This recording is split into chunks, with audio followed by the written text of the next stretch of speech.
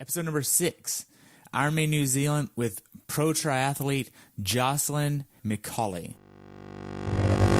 Welcome to the pursuit of the perfect race.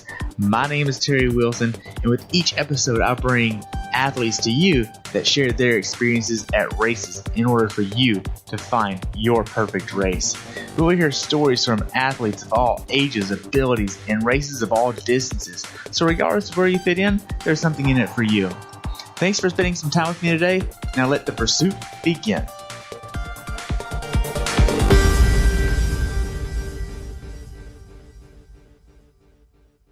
Thanks everybody for tuning in for another episode of The Pursuit of the Perfect Race. Today I have the pleasure of talking with professional triathlete Jocelyn McCauley, who just recently competed in Ironman New Zealand as well.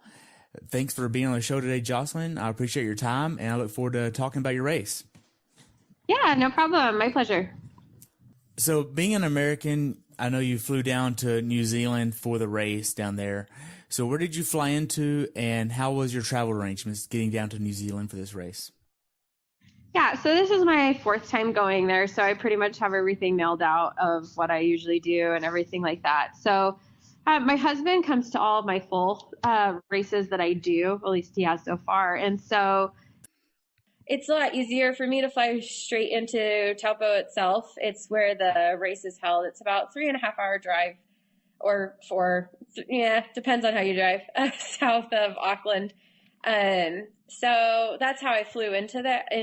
The plane from Auckland to Taupo is a tiny prop plane, which I have never flown a prop plane other than there because they're just gone in the States now. But it's fun, and I always fly out, like a week and a half before the race, so I never have an issue getting my bike onto the plane. But I've heard that as the race gets closer, like that week of the race, if you are going to fly Auckland to Taupo, you should make sure that your bike will make it onto the plane because it's a tiny, tiny plane. And if 10 of the 20 seats have a bike, it's hard to fit them all in the back. But I always make sure that I get my flight itinerary with Air New Zealand, because Air New Zealand bikes actually fly for free as your checked luggage instead of having to fly United, which is the other big airline that flies into Auckland.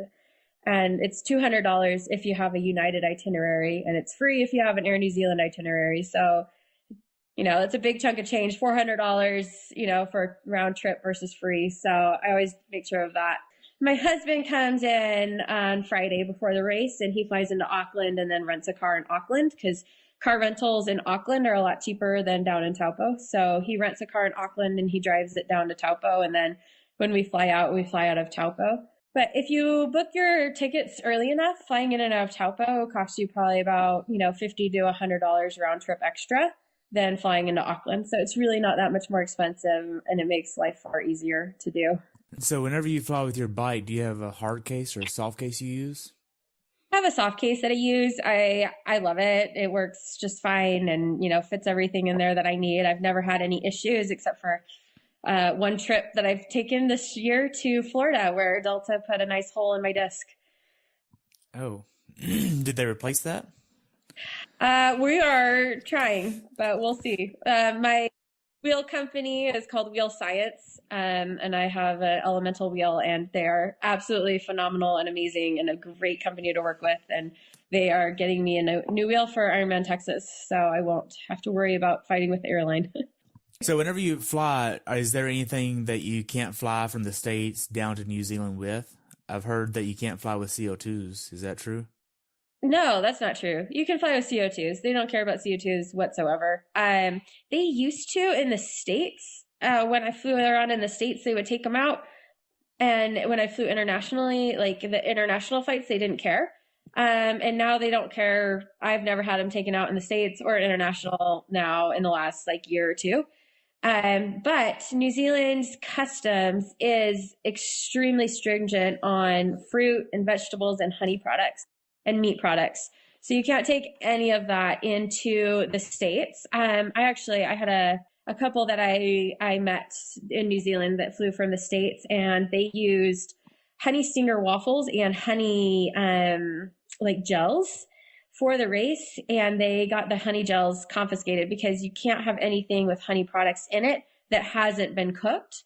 So they kept their honey stinger waffles, but they had to throw out all of their other race nutrition and do something totally different. So that's something to definitely be aware of, because New Zealand's really known for their Manuka honey and their bees, and they don't want any diseases to come in and invade and anything like that. So yeah, they're really, really picky about that. But anything baked, I mean, like I always bring, some snacks and everything like that to take in. I have to be gluten-free and dairy-free. So I bring in some snacks that I know I can have in case I can't get to a food place, soon. But, I've seen them, like you're going through these customs and, they ask you all these questions, and then you have to put your baggage through security, like they, check x-rays of it and stuff. And if they see anything that looks like food, they'll search your whole luggage and everything like that. And I mean, I've seen them like with a flight attendant, she forgot an avocado in her purse at the very bottom of her purse, and she totally forgot about it. And it's a $400 instant charge. You can't leave customs until you pay it.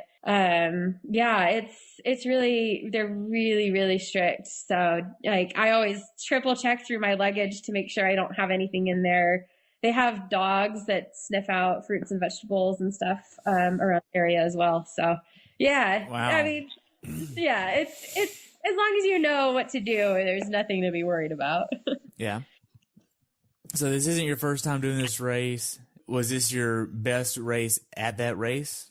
No, definitely not. No? I won it last year and I got third this year. And I mean, every race is so different, and every build into every race is so different. And it's so hard to compare, as you're doing your build to your Ironman and you're like, wow, this workout wasn't as good. And then you're like, this workout was way better, and things like that, because I don't do all of the same workouts, but there are like key sessions that I do each build and everything. And so going into the race, I was a little bit, I was nervous and apprehensive just because this build has been a lot more difficult. And I've had a lot of outside stress in my life besides my training.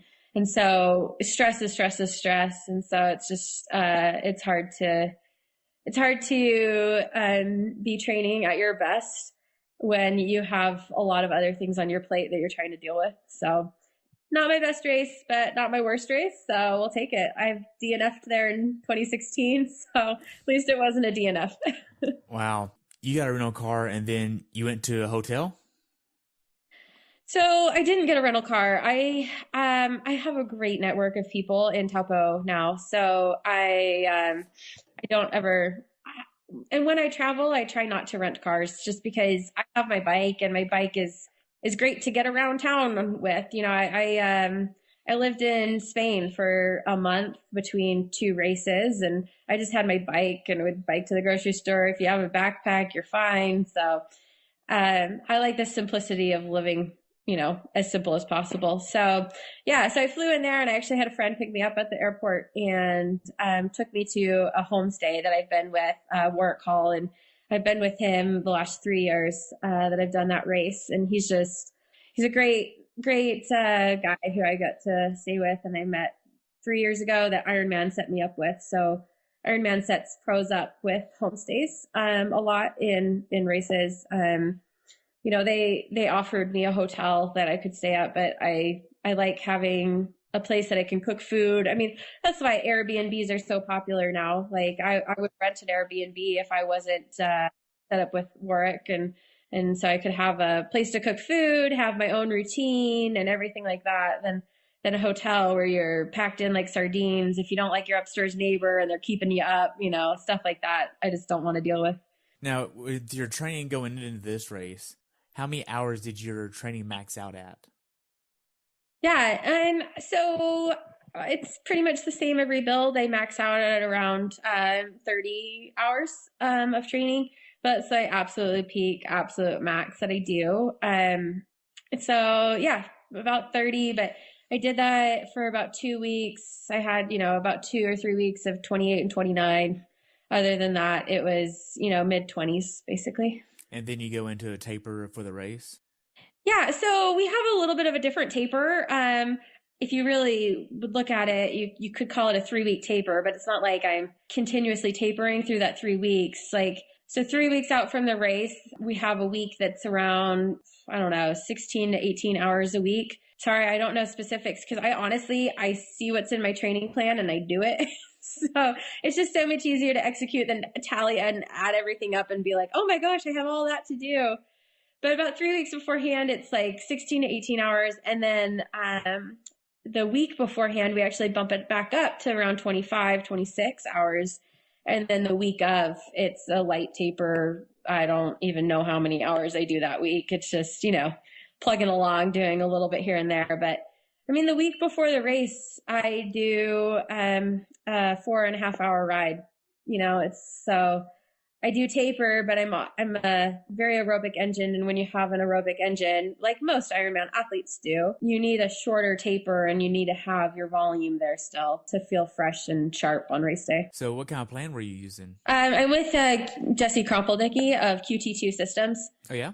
Yeah, he's my coach, and he's been my coach for the last over a year now, and we've had great success together, which has been awesome. So, wow. So how long have you been doing triathlons? I did my very first triathlon as an age grouper in 2014. It was Ironman Texas. So yeah, I'm going to do that race this year, and I'll be going 4 years on Ironmans that I've done. So yeah, it's been a wild ride the last 4 years, but a lot of fun. Wow. Well, I'll be there as a volunteer, so I will see you there. Yeah. So did you get injured in training at all? I know you said you had stress. No, I mean, I was listening to one of your other shows, and one of the Ultraman athletes, how he said, no injuries, but like niggles. I think everyone has little niggles. I don't know if he used niggles, but little things that happen. I call them niggles, like just, my knee feels a little weird for, a couple weeks, or this feels a little weird. Let's give it a little bit of love and, a little more attention and, move on to whatever the next thing is. So no, I've been very fortunate, knock on wood, that I've been, pretty injury free. Honestly, when I get run down and I get stressed, overstressed and stuff, I tend to get sick is what happens to me. I think everyone has their little whatever happens to them. And that's when I know, like, look out, watch out, what's happening is when I get sick. So. Right. Now, did you miss any training days going into this race? So I didn't miss any training days. We always have a ebb and flow and adjustment of scheduling and stuff like that. And I think that's really definitely needed, with anyone's training schedule when you're trying to balance life and family and training and everything. You need to be able to be flexible and adjustable, and sicknesses and everything. I got dread lawful sick. I think it was the beginning of January. I didn't miss training, but we just made it a little easier than it would have been, on the actual day if I was feeling well and stuff like that. Okay. So what was your longest swim, bike, and runs prior to the race? Oh, gosh. I'm not a data person. Oh, you're not?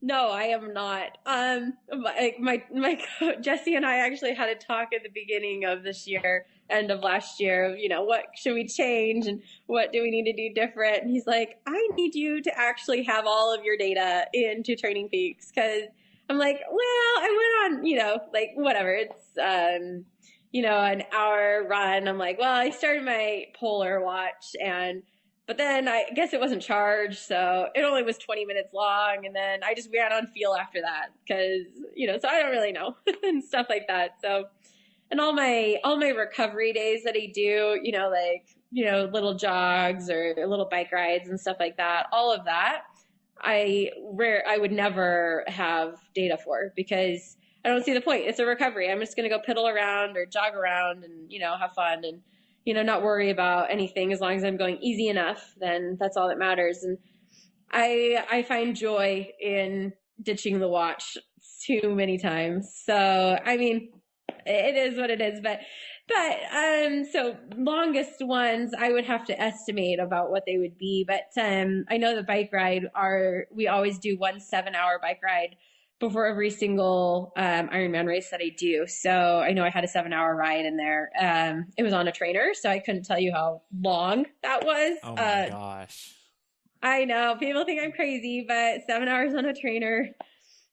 Well, so we've done 3 of these rides, right? I say we, meaning Jesse and I, like since we've been together, we've done 3 of these 7-hour rides. So the first one I did on a trainer, and then the second one was before Kona last year, and I did it on the road on a very, very quiet road, and I ended up getting hit. Yeah, 4 weeks before Kona, whatever it was. So it wasn't horrible. I stayed on 2 wheels, but I still have issues with my hip. Not issues, just niggly stuff with my hip from that, and so.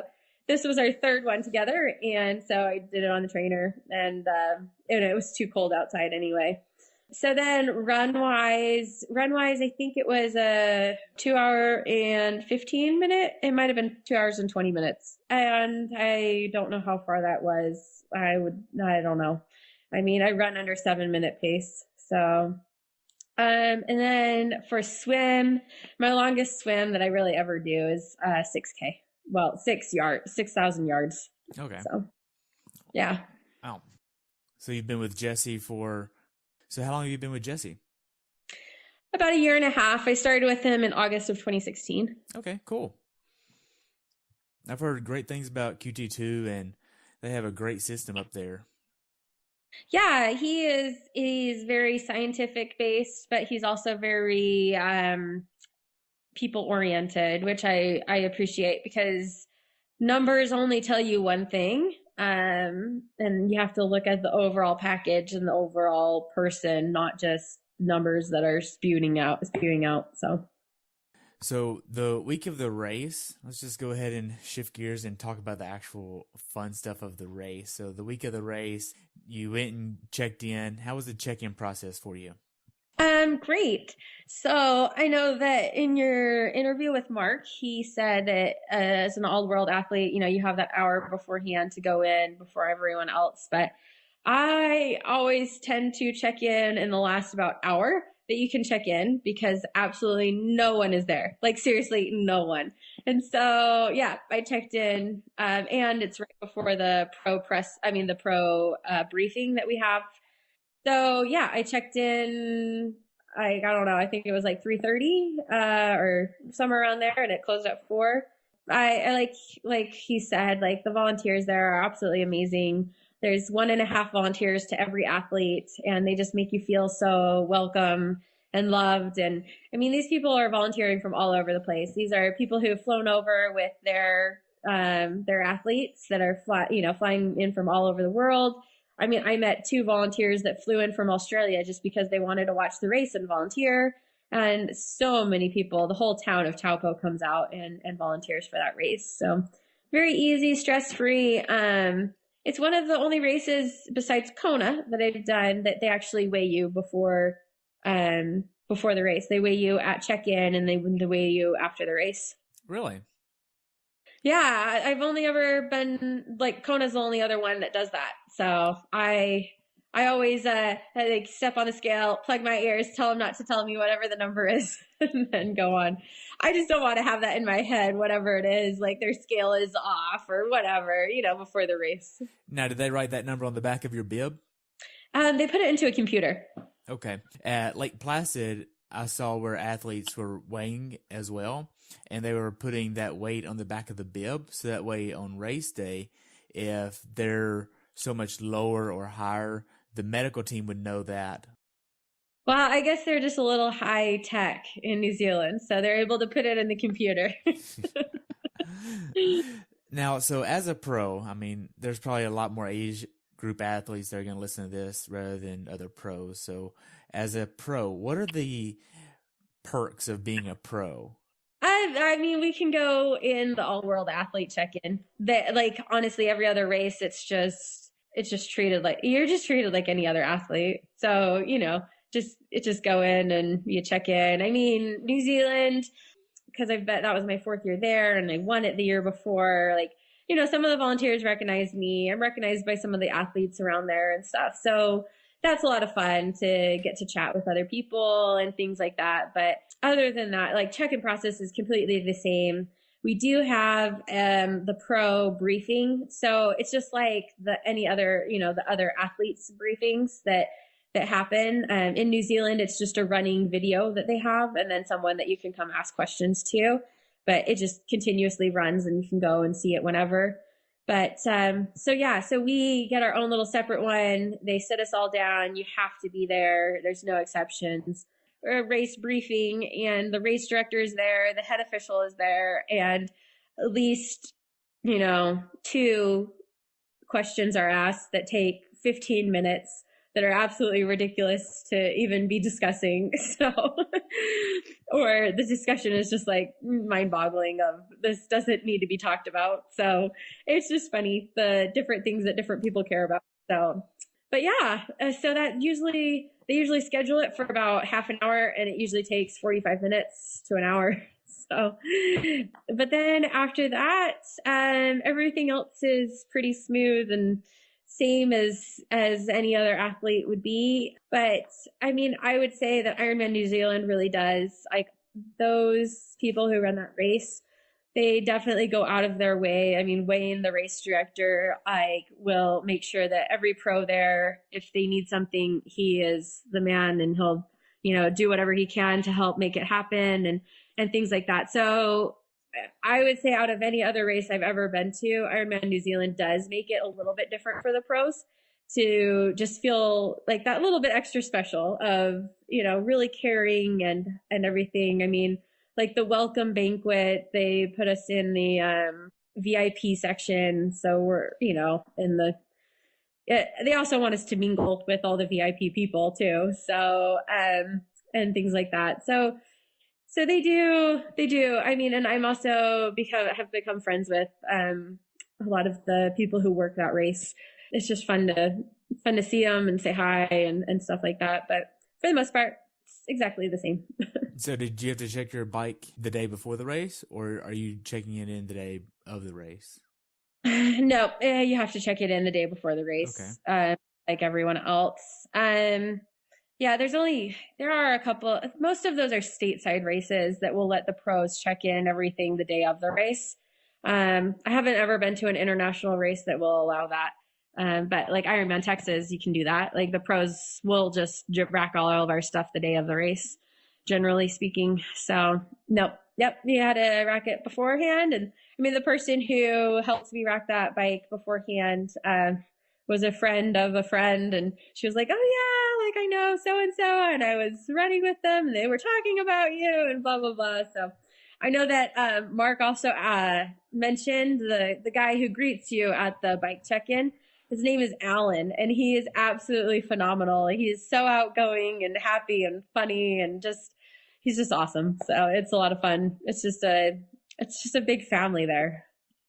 You get your bike checked in, you get all your bags put together. Your bags are probably pretty slim of the actual contents. Yeah. So are you using socks for this race at all? Yeah, I do. I run with socks. Okay. I don't do socks on my bike. Like, so in my T1 bag, I generally have sunglasses, and that's it. If they allow you to put your helmet in there, I'll put my helmet in my T1 bag, because you can buckle that up as you run to your bike. So yeah, so sunglasses and helmet. And then in my T2 bag, I'll have my running shoes and socks, my race belt with race number, and some salt. Oh, and a frozen water bottle that I'll add in race morning if it's supposed to be hot. I'll add a frozen water bottle in race morning, and I'll squirt that all over me before I go out on the run. So, okay. So do you have anything in your special needs bags? Yes. For my special needs bag on the bike, Ironman New Zealand, I think 2 years ago, stopped having an electrolyte drink on course. So they used to be Horley's. It's like an international brand. And and they used to be sponsored by them. And so they had that on course, but now they have noon and water on course. So absolutely no carbohydrate drink at all. They have gels and stuff. So I carry my own, and even at a race that they don't, they have a carbohydrate drink, I carry my own. It's just nice in case you drop a bottle that that there's something on course, but New Zealand doesn't. So in my special needs bag, I have 2 spare bottles. So I have 2 bottles of F2C in my special needs bag for my bike, and I concentrate it to 900 calories in that bottle, and also add some of their electrolytes into that bottle as well. So yeah, green apple, because that's the best flavor. So, and that's what I have in special needs for the bike. For the run, I have a flask with a concentrate of, I just make my own gel, basically, of F2C. Okay. So do you use any type of chamois cream or anything? For the swim, I do. I'll use Ruby's Lube for the swim, so you don't get the hickey on your neck. Yeah. Race morning, what is your actual routine that you go through before you even head to the race? What does that look like? Before I even head to the race? Yeah. Well, I am not as type A personality as a lot of triathletes out there. So I try to wake up as late as I can before. So I like my sleep. So generally I'll wake up about 2 hours before a race start and eat breakfast then. My coach has everyone wake up 3 hours before the race and eat breakfast. And I told him, no way, Jose, I'm not waking up that early. So yeah. So for Ironman New Zealand, I woke up at 4:40 and ate breakfast at 4:40, which is applesauce with a scoop of vegan protein powder from F2C, with a banana inside of all of that, and then a bottle of green apple F2C sports drink. So yeah, that's breakfast. And then I head down to transition. Well, I leave the house around 5. Transition doesn't open until 5. So why be there waiting in line is my opinion. And so yeah, we head down around 5 o'clock and get down there and start the transition routine. So what does that look like for you? You're putting your shoes on your bike, you get your air in your tires. What do you ride at? Are you at like 95 PSI? Yeah, so Ironman New Zealand roads are chip and seal roads, chip seal, whatever you want to call it. The same stuff we got in Texas. Yep.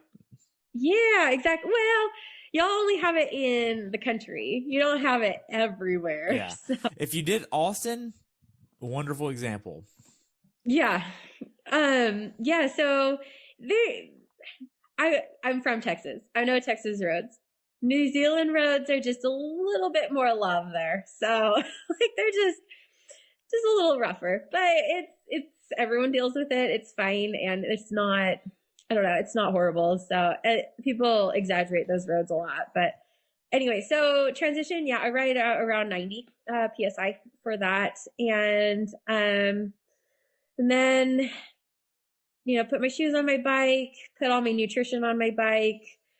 When I was there for the half in Taupo that they have in December, I forgot all of my nutrition at the house because it was all in the fridge and freezer. So I had to call my homestay Warwick, and I was like, Warwick, can you go get it? And please.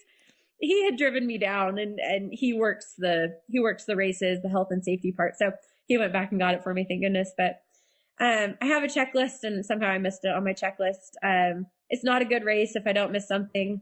Like for Ironman New Zealand, we pulled out of the driveway, started driving down the street, and I was like, my wetsuit. I had to go back for the wetsuit. Like I said, I'm not type A. So in all things, I am in some. But so yeah, nutrition on the bike, and make sure that I'm in a good gear to leave transition. A lot of times people wreck their bike not thinking what gear they're in, but make sure you're in a good gear. I'd always check those brakes, make sure they're not rubbing, make sure your wheel isn't rubbing on your frame or, there's there's no rubbing anywhere.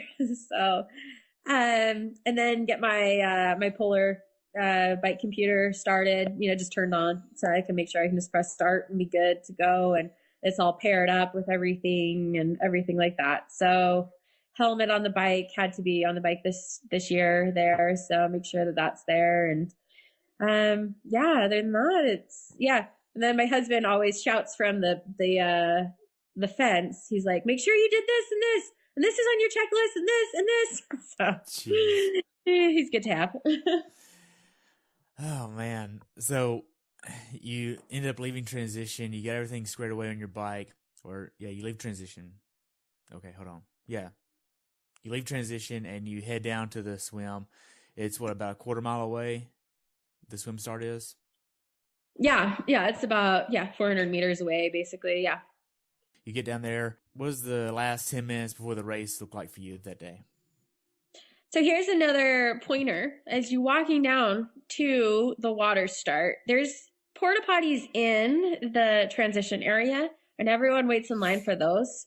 I don't know if I want to tell my secret, but as you walk down to the swim start, there's actually not porta potties, but actually bathrooms that are there. That they're like 4 or 5 stalls, and most people don't go to those. There's never a long line, and so if you go to those and not the ones in transition, less wait time. But so before the swim start routine starts about 15 minutes before the race start, 15 to 20 minutes depending on the water temperature. I'll take a gel and then jump in the water and start my warm up, which is between 7 to 13 minutes depending on water temperature. I do a shorter warm up if it's colder water. And then get to the swim start, usually around 3 minutes before we start. And then just, make sure I get my own spot on that line. I have my own area. I have enough room. I will go to the far right or the far left just because I don't want to be around people. I've done enough swim starts in the pool to realize how much drag suck someone right next to you does, and how much harder it is to get out fast with someone right on your hip or right next to you. So I try to get far away from people and not be up in anyone's business. So I used to look around and make sure who I wanted to swim with and stuff like that. I don't do that anymore. I have more confidence in my swim to know that if I get a good start, I'm going to get some good feet and just keep going. So, yeah. So are you a bilateral breather?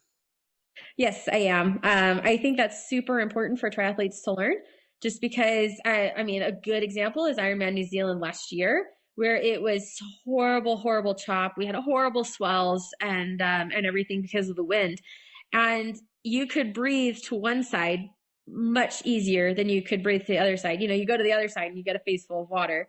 And so it's circumstances like that make bilateral breathing so important, because, normally, no, you can just breathe to the left if it's smooth water, or breathe to the right, but when it's a situation like that and you're doing an out and back, you need to be able to breathe to the left on the way out and breathe to the right on the way back. So.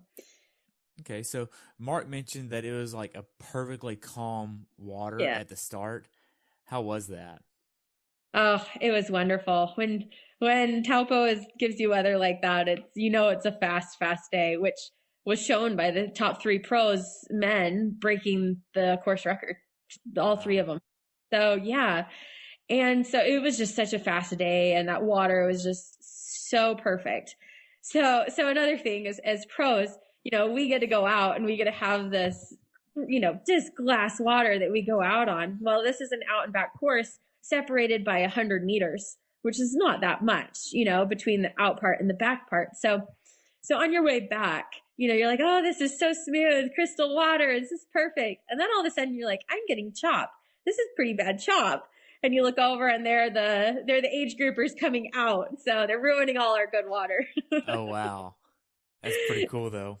Yeah, it's fun. For this swim, did you use, So you said you used a wetsuit. Was this a sleeved wetsuit or a sleeveless? Yeah, it was my Zone 3 Vanquish wetsuit. So it's a sleeved wetsuit, but it's really flexible in the sleeves.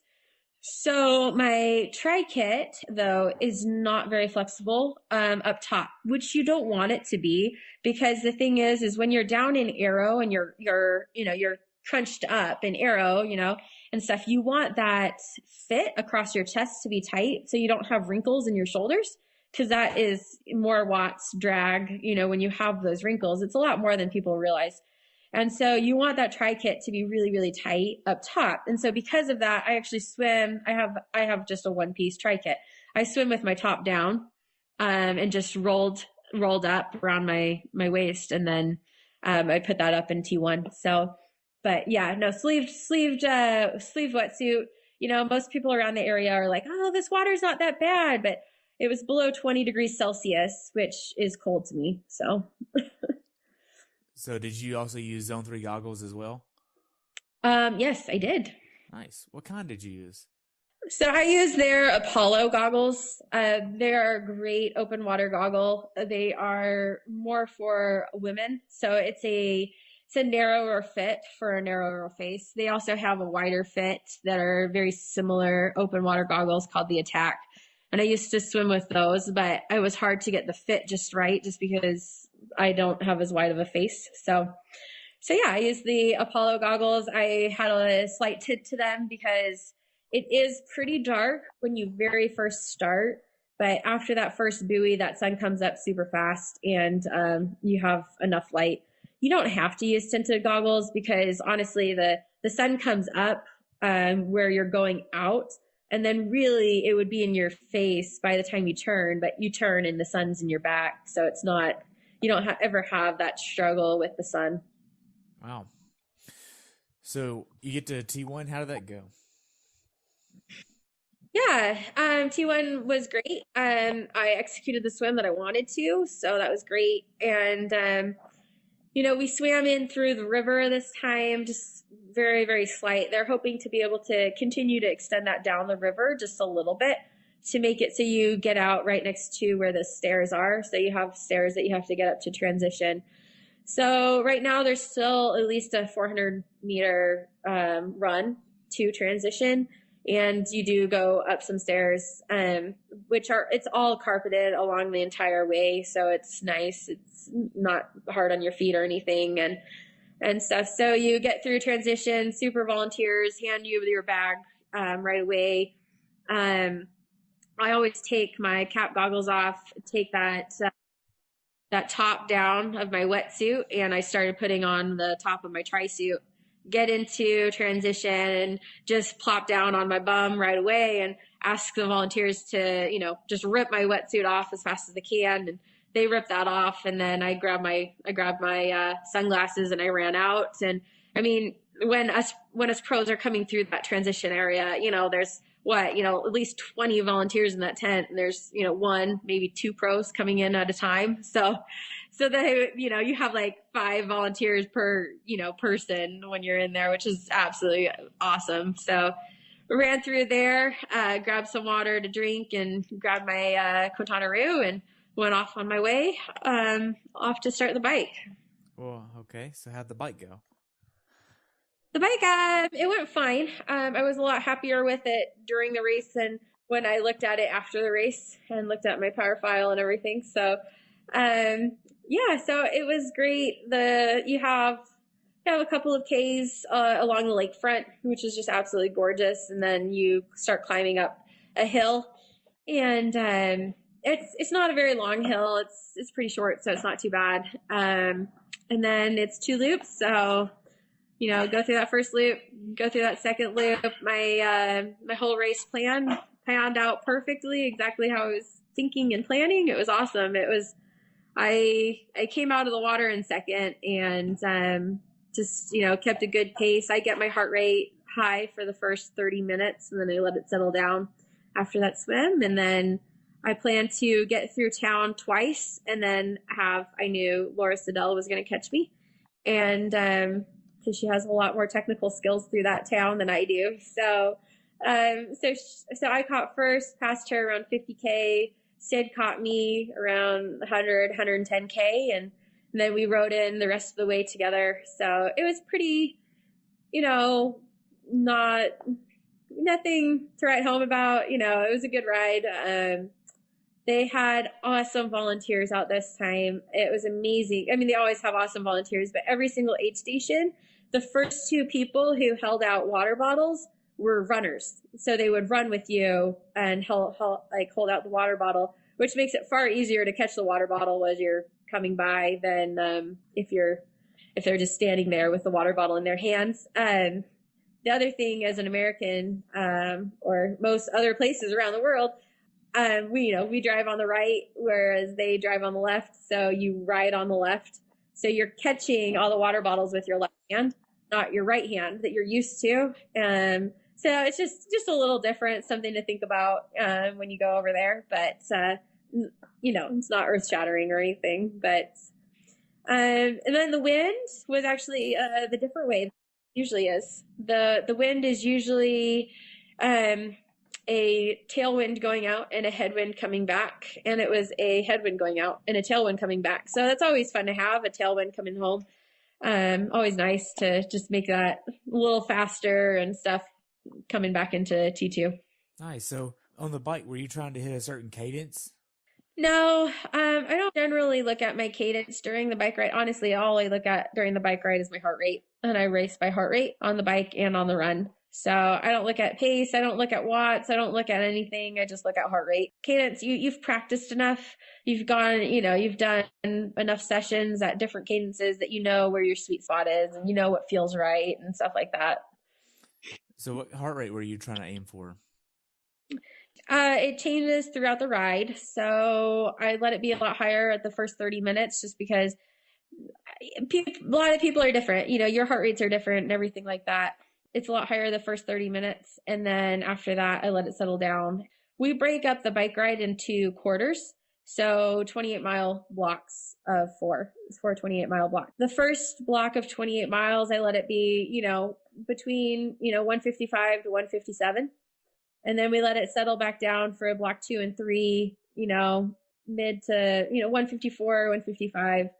And then block 2 and 3, and then block 4, you get it back up to the, whatever the first block was, 156, 157. So. And you pretty much nailed each block as that? As a pro, you do have to take in tactics into account. So, I nailed the first 2 blocks. The third block is in where Sid caught me, somewhere in that third block. So when she caught me, she passed, and then I legally drafted behind her. And so when you legal draft, your heart rate's going to go down, your watts are going to go down, but your pace is going to be, she tamed it down after she passed me. She wasn't going as fast. And so, so my heart rate came down for that third block. I didn't nail that third block because of tactics coming into play. And then that fourth block, again, it was tactics coming into play. So it wasn't quite as high as that first one, but it wasn't too low, where it, I honestly, I don't know exactly what they were. I was just looking at them today, so I should, but I don't remember. So. Right. So you mentioned drafting. I said legal drafting. So that's 12 meters back. Oh, okay. Yep. It's the same for pros, for age groupers, for everyone. So 12 meters back is what it is. I think they say it's like 5-6 bike lengths. So in the States, Jimmy Riccatello, who's the head ref, he has told us that space between the white lines, the white dashed lines through the middle. So if you take one of the spaces plus a third of a line, that's how far your front wheel needs to be from their back wheel. So if you look at that, you can a space and a third of the white line. Which is different in New Zealand because they don't have the same lines and spaces. But in the States, you're good to go by that. Okay. You said you used a Polar bike computer? Yep. Yeah, I use a Polar, I don't remember the number, bike computer, and just go, have my Polar heart strap and just go off of my heart rate for the whole bike ride. So I know a lot of triathletes love their Garmin's. So what are some advantages of a Polar over a Garmin? Oh, yes. I used to use Garmin, and just because it is the popular thing out there. And honestly, it's because I got it free from my sister. So, why not? It's free. And then I partnered up with Polar and, started using their products. And I absolutely 100% it would go with Polar over Garmin any day. Like I would buy a Polar over buying a Garmin no matter what. So the one main reason that I would go with a Polar over a Garmin is because of their laps that they have. So Garmin, you can set an automatic lap for, say you're out on a run and you want an automatic lap for a mile and you have it lap every mile. But say you're doing a 10-minute threshold times 2 in there, right? So you press lap and it restarts that mile automatic lap, so you don't have that underlying 1 mile automatic lap. And then on top of that, your manual laps that you're doing. And so, but Polar, it has 2 different lap lines basically that you can do. So you can do that automatic lap and you're having it lap every mile and it continuously laps mile 1, 2, 3, 4, 5. But say, you're at mile 1.5 and you're going to start your threshold workout, your 10-minute threshold. So after your warm up, so you did your warm up and now you're going into your 10K. Exactly. Okay. So yeah, 10K, pace or whatever for the 10 minutes or whatever it is. So you press lap, right? It will say a mile and a half later, that mile lap that was half warm up and half in your 10-minute threshold. But then at the 10-minute threshold, at the end of that, you press lap again and it's going to give you your, averages for everything for that 10-minute threshold. And then it'll continue that 1 mile lap as well and continuously tell you each 1 mile as well as your manual laps, which is just, this is what should happen with a watch. And Garmin doesn't know how to do that, I guess. And so it's awesome because then on my biking, I have an automatic lap every 28 miles. And then if I'm doing, a workout, you can manual lap that in there. And so it's just really nice to have those 2 different laps so you can look at 2 different, things that you're wanting to pay attention to, which is awesome. So I've also used, Polar's, wrist-based heart rate. And that's actually what I ran off of, in New Zealand. I wear the strap for the bike ride, but I actually go off of my wrist-based heart rate for the run. It's just easier to have those 2 different ones. So. Okay. So now this is going to be the obvious question for a lot of people listening, more than likely. Whenever you download your data into Training Peaks with the Polar watch, are you able to sort those out as 2 different laps there, or how does that work on the laps there? That is a good question that I don't pay attention to because, like I said, I don't do Training Peaks, and I do Training Peaks. I put in my stuff in Training Peaks, but I pay more attention to my workout while I'm doing it than afterwards. I don't tend to go back and reevaluate and look at everything and stuff like that. So I think that it would put in for my race, I don't do any manual laps. So it puts in my automatic laps for my race. But other than that, I don't know what it would do. I would assume that it would do I don't know. I honestly don't know. Okay. That's a good question that I'm going to have to try out and come tell you later. Okay. Yeah. Now, so with this race, did you use an aero helmet? Yep. I use a Casque aero helmet. I use the Bambino for Ironman Texas. I'm going to use their Minstrel that they just came out in October. Okay. Now, so were you aiming to have a certain amount of calories every hour on the bike? Yeah. So I go through about 1.5 to 2 bottles of F2C an hour that have around 40 to 50 grams of carbohydrates. That's 160 to 200 calories per bottle. So what I generally do is I'll mix a concentrate bottle, right? With that concentrate bottle, I'll squirt it into my aero bottle. I have it marked out on my bottle, where I need to squirt it into to make it into one bottle of sports drink. And then I'll squirt in water and I'll mix my own, F2C perfectly formulated sports drink in my aero bottle, each aid station basically. So. Wow. That's pretty cool. Yeah. So did you do a flying dismount on the bike? No, I would probably fly around if I did that. No, my bike handling skills little bit lacking because I do a ton of training on my trainer because of this little girl who's playing puzzles over here in the background. So does Jesse know about your bike handling skills or lack thereof? Yes, he does. And we've been meaning to work on it and just haven't. Like in the summer, I try to get in at least 50% of my training outside. And now that we're out we just moved it was right after Kona. So end of October, we moved out to Boise, Idaho. And we are out in the country and we are on the most popular street in Boise to ride on. So it's where everyone comes out to. We're actually not in Boise. We're in Eagle, which is outside Boise. But on the street that everyone goes to ride to. So I have no excuses. I can ride from my front door now. So nice. So you get in a T2, you do a slow dismount. What place were you in at this point in time? Second, just, seconds behind Sid.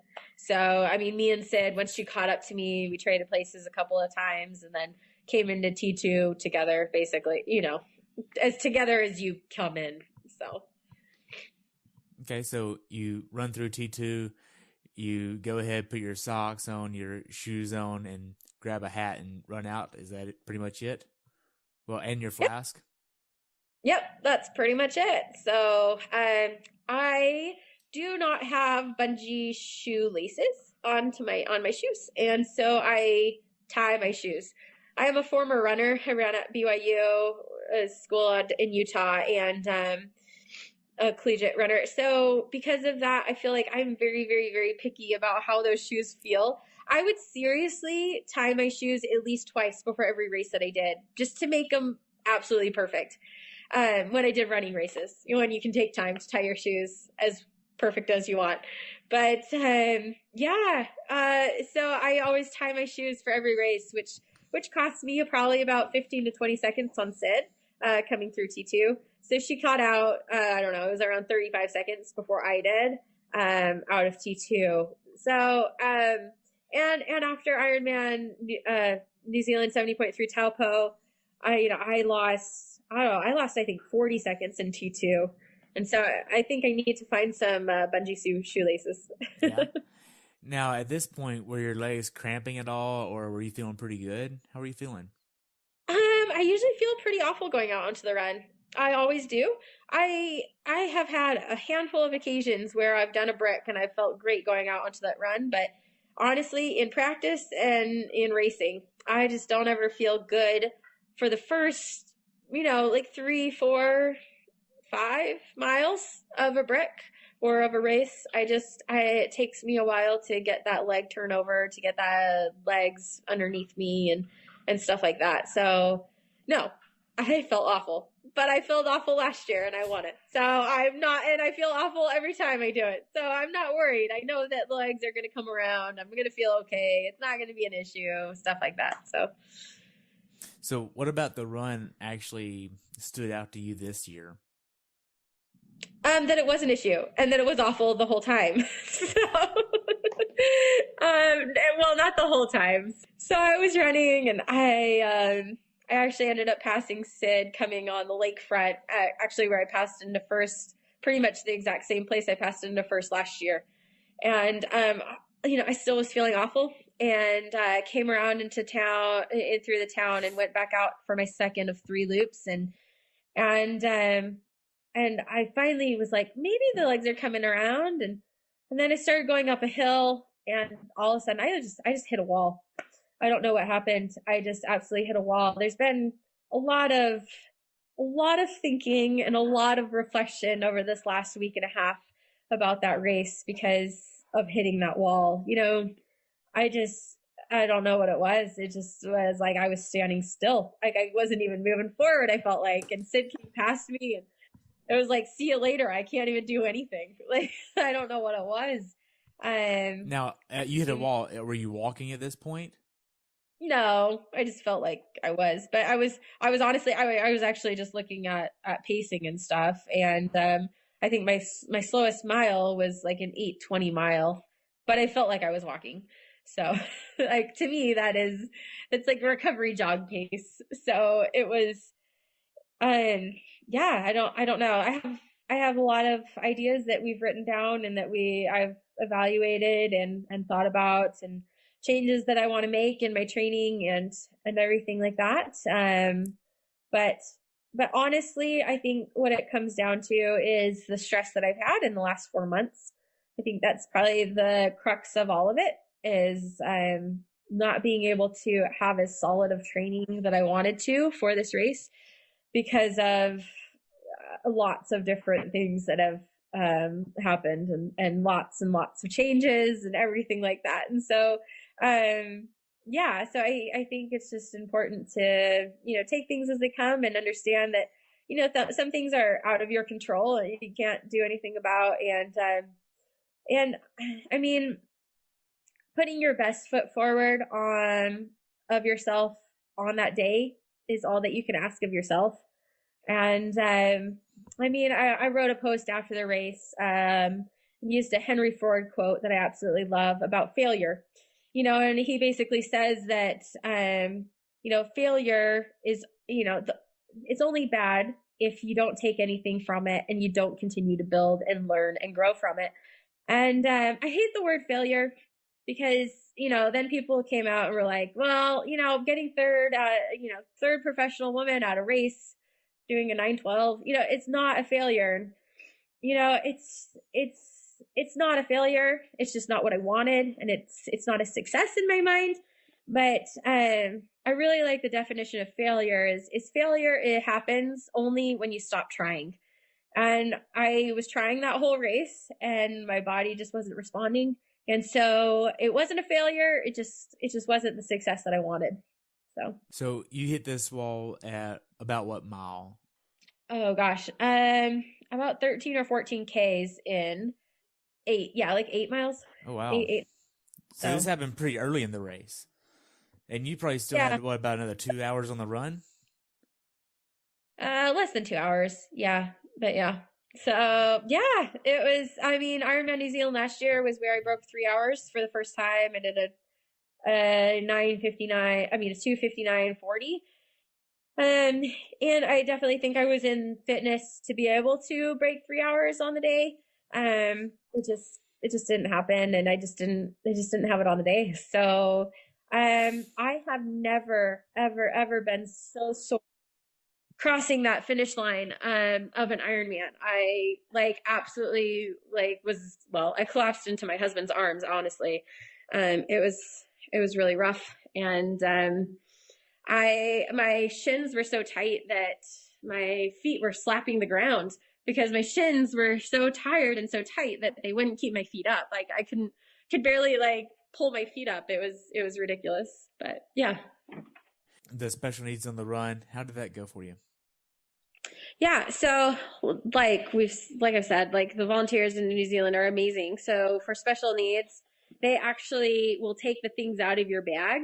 And then you have they're usually kids that will be there, and the kids will hold it out and run with you and be like, what do you need? Out of, your things that you have in your bag and stuff. And honestly, I always put a frozen water bottle I usually put a frozen bottle of sports drink, actually, of F2C in my bag. But this time I just put a frozen bottle of water in my bag.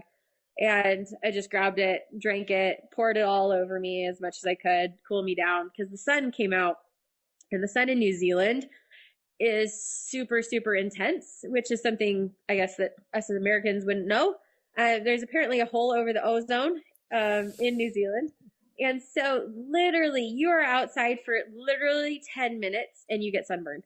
It's absolutely ridiculous. Wow. And so, yeah, so sunscreen in T2 and T1, if you're able to, is super important to do. They always have sunscreeners out there to, sunscreen you up and everything like that. So yeah, super important for sunscreen, but then also super important to keep that in mind for cooling during the run. The bike ride, you're usually fine. You're actually usually pretty cold at the beginning of the bike ride, but by the time of the run, you're pretty hot if the clouds aren't out. So. Okay. So now, are you using a certain kit that has sleeves or no sleeves on it? Yeah. So I use an Own Way apparel kit, which has sleeves because it's a lot more aerodynamic with the sleeves, but it has great ventilation. It sounds weird, but you feel like you're wearing nothing. So it's great. It's super comfortable and everything. And you asked earlier if I used anything for, lube or, chamois cream or anything like that. And I don't, because it fits so well that I don't get any chafing from that kit ever. Wow. I've never had chafing from it. So I only get chafing from, your wetsuit in the back of your neck. That's the only place I've ever, and, so for the last 2 years at Ironman New Zealand, they've had, really, really, interesting ankle chip, things, like the bands for your ankle. Are you talking about the foam ones? Yeah, but they're not foam. They are they have cut into my foot and my ankle so bad the last 2 years. So I need to put it on my list for next year to bring my own. Cause you can put your own on and just put the chip on your own and stuff. And I need to do that because they're from Australia. They say Australia on them and they're just super rough on the edges, that the edges I still have a really deep cut on my ankle from this year. So it's a week and a half. Wow, so it's not the black Velcro strap that you normally get? It is. It's a black Velcro strap that you normally get, but just it doesn't have that nice cushion on it to keep it away from your ankle and away from your foot so it's not digging into you. Now, so talk about the last 800 yards of the finish before you finish. How was that? Yeah, I mean, I love Ironman New Zealand. I mean, it has treated me wonderfully, and I have had horrible races, DNFs there, right? And 5 hours in the med tent, and 2 bags of saline and heat stroke, and whatever. So I've had good and bad races there, but that finish line and that waterfront before the finish line, it's really the last 2K that is just completely lined with spectators. It's just amazing. It's just awesome. And it's right on the lakefront. It's gorgeous. It's beautiful. And you just soak it all in and just, you just have that appreciation and love for the sport. And, no matter how everything's going, getting to that finish line is always an achievement and always a good check mark to have. Instead of making your little U-ey around and going back out on your, on another loop, you go into that finishing chute and that finish line and has grandstands on either side and big jumbotron thing and everything like that. And Mike Riley always does that race because New Zealand is the second longest running race, Ironman race. It's the second one after Kona. So he always is there at that race. Yeah, it has so much history and everything for that race. And so that finish line is just unbelievable and you just got to soak it all in. Wow. So after you cross, how would you rate that? How did that feel? There's probably a little bit of mixed emotions with knowing where you finished and knowing that it wasn't first like last year, but still good though. Yeah, and knowing that was like the worst marathon of my life. And I just felt awful. My hips were tight. My knee was bugging me. My legs were gonna collapse. Like I was in a bad state, and which goes along with our review of the race and trying to figure out everything that's happened, the build up and the nutrition and everything that I did. So, but yeah, so I crossed that line, and honestly, last year I soaked in everything, that joy, that emotion, being able to hold that banner, and this year, all I did is I crossed that line and I looked for my number one team member, which is my husband. So she's like, "Where is he?" And I beelined. I don't think I stopped running, honestly. I just kept going until I got to him. And then I said, "Hold me." Like, I just can't even. Said, "Hold me." And so he ended up picking me up, and we call it a monkey hug, where I wrapped my legs around him and just wrapped my arms around his neck and stuff, because I told him I'm gonna collapse. I can't even stand, which I've never had a race like that in my life, and so it was just so weird. And honestly, it was very, very disappointing. I mean, New Zealand is a very special race to me. And I mean, it's an unbelievable race. And it's my favorite race on the circuit. Above Kona, above everything. It is my favorite race I've ever done. And so because of that, because of the people, because of my team that I have there, I just was very disappointed. And so I said, I just want to cry into your shoulder right now. And I have a hat on. And so I like bury my head into his shoulder and I cry so no one can see me. Gave myself, a minute or two and then went on my way stuff. So I actually, let me tell you one story about the finish experience. So as pros, we do a champagne celebration, Right. Podium, right? So this will tell you the caliber of the people who run Ironman New Zealand. So I will not do the champagne because of my religious beliefs. So, I'm like, just the other women can do it. I'm just not going to participate. So you guys can take the champagne home and drink it later, right? So, so this is the caliber of the people. Like and they believed that I would be on the podium at this race. And so they went out and they got sparkling grape juice. And so I could spray white sparkling grape juice while they sprayed champagne, which was just so unbelievable and just so thoughtful of them to do. It's just, they're amazing people. So. Wow. So now that we're actually completed with the race, what is one thing that you would like to pass on to someone that is thinking of this race that you've learned? Yeah. I mean, we mentioned a ton along the way. Like sunscreen is super important, getting cool on the run course. And, but I think the number one thing for any Ironman, but especially Ironman New Zealand, is just like soak in the experience and like look around you. Like I love the Ironman New Zealand course. There are just some unbelievable views. I have this one view, this one picture on the Ironman New Zealand course that it's right next to Spa Park. But anyway, that you just look over and you look over the river and there's a cliff and just trees and everything. And it's just unbelievably beautiful. I probably have like at least 50 pictures there because I just always take a picture when I go by because this is so pretty. And the lakefront is gorgeous and everything. But then the spectator energy, like just soak that spectator energy in because you're going to get so much out of it. They're just out there supporting you. My favorite person on the whole course is this man, and he has this metal pot and a wooden spoon, and he's out there just clinging it away, like a cowbell, but a metal pot. So, I love him. He's amazing. Like I always, like smile at him as I go by. He's always on the bike course when you go up the hill, and then he's on the run course right next to where that hill is on the bike course. So, just soak all that energy in because it'll help you get to that finish line. Wow. That's awesome. So after you cross the finish line, how did you recover? You said your shins were hurting a little bit afterwards or during the run. How did you recover from this? Yeah, my shins, my hips, like everything. So, I have compression boots. I have compression boots from Rapid Reboot and absolutely love them. They are absolutely amazing. So, their legs are great. I love their legs, but their hips are just like hands down unbelievable.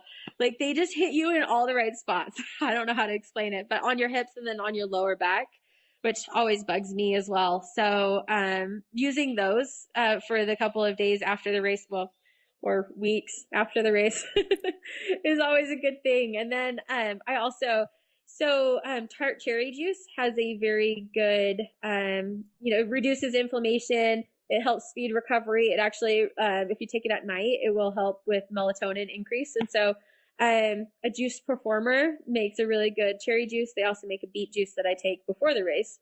But their cherry juice I have for every night after the race. I take that to really aid and speed up that recovery time. Wow. Okay. So do you have a shake that you use as well, like a protein shake for recovery as well that you use from F2C Yeah, I do. So they have a great rehab drink that they have already formulated, perfect carb to protein ratio. Unfortunately, I don't do dairy at all. So even if it's nice clean whey, which F2C has amazingly clean whey proteins that they use, but I don't do whey because of various reasons. So they have a vegan protein that they do have, and so what I'll do is I'll mix that vegan protein with a banana and some cashew milk, and I'll have a nice recovery shake with that. Nice. Do you have anything else about the race that you like to add? No, you should do Ironman New Zealand. Next year is their 35th anniversary of having the race. This year was their 20th anniversary of having it in Taupo, because for the first 14 years it was up in Auckland, and then I think Auckland got a little too busy, a little too crazy, metropolitan area and stuff, so they moved it down to Taupo, which I'm so glad, because it's a perfect area. That whole community comes out for that race and everything. So yeah, if anyone has any questions about the race or logistics or anything, feel free to reach out to me. So how can athletes follow you? Yeah, so I just started a professional Facebook page. I drug my feet on that because I want to be very authentic and real as a professional, and not just, show you, my athlete side, but I want you to be part of my journey and part of my life, which is my whole life and stuff. And so I drug my feet on that athlete page, but I actually did start one because of sponsors and, different people, because my personal Facebook page, I just have a picture of me and my daughter. Like, I don't have anything triathlon on the profile picture, and so people don't know that it's me. So I started the athlete page, but if you follow it, it's Jocelyn McCauley, professional triathlete. And if you follow it, I've posted, real life things that happen, and my training and racing as well on there. So I just started it right before Ironman New Zealand, so a week and a half ago. And then on Twitter, I'm Jocie McCauley, so Joce McCauley. And then on Instagram, I'm Jocelyn McCauley. Nice. What is your definition of a perfect race? Okay. Well, that definition of a perfect race would be very similar to that definition of failure that I touched on earlier. So continuously trying to put your best foot forward, and being able to adapt and reframe with the challenges that you're faced with on the day. Yeah, I'll leave it at that. Okay. Jocelyn, I really appreciate your time today, and thank you so much for spending a little bit of time with me. And I look forward to following you at Ironman Texas later next month, and hopefully we can have you back on the show then. Until then, I wish you the best. Thanks. I'll be following your show, and all the best with you with all of your interviews. And I look forward to learning some things from lots of different people. And I'll see you in Ironman Texas, and thanks for volunteering there. You're welcome. Have a good day, okay? Thanks, you too. Bye. Bye.